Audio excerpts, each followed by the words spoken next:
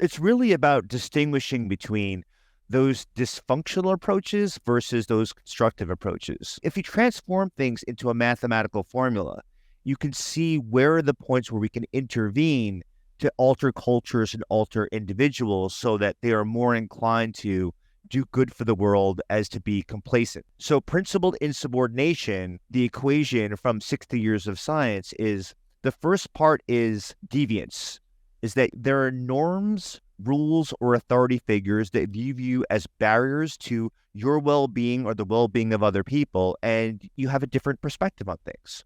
So that's like a fundamental part. Deviance plus authenticity plus contribution. And so the authenticity part is this has to be something that you're pursuing because it is fundamental to your identity. It's fundamental to your values. And it's not something that you're doing just to win likes on social media or just to win social approval and status within a group. That's not authenticity.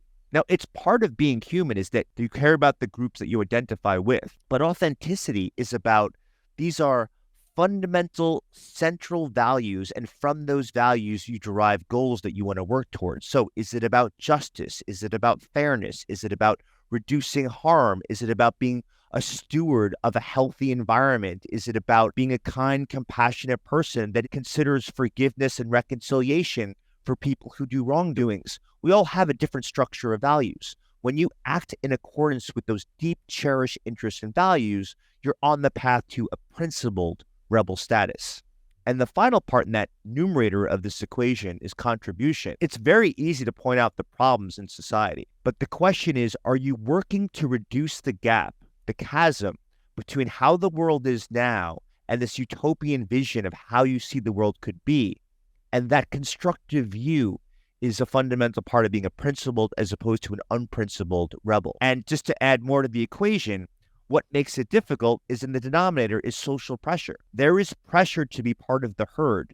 And there's this great body of work that says one of the reasons that we conform is because, Hitendra, if you ask a question and I answer with this outlandish response where I just start talking about my favorite music and my favorite movies, I make the social interaction more difficult for you. It requires you to have more effort. It's awkward. It's cringeworthy. And then whatever you respond to me is going to be difficult for me. We'll both be expending a ton of energy if we don't conform to a little bit of semi-structure in our conversation. And this for society. So conformity has its benefit. And people push you to be conformist because you make the world less effortful. If you follow between the lines, say what you're supposed to say that's socially acceptable, and don't dissent with what's the typical belief system of the people around you.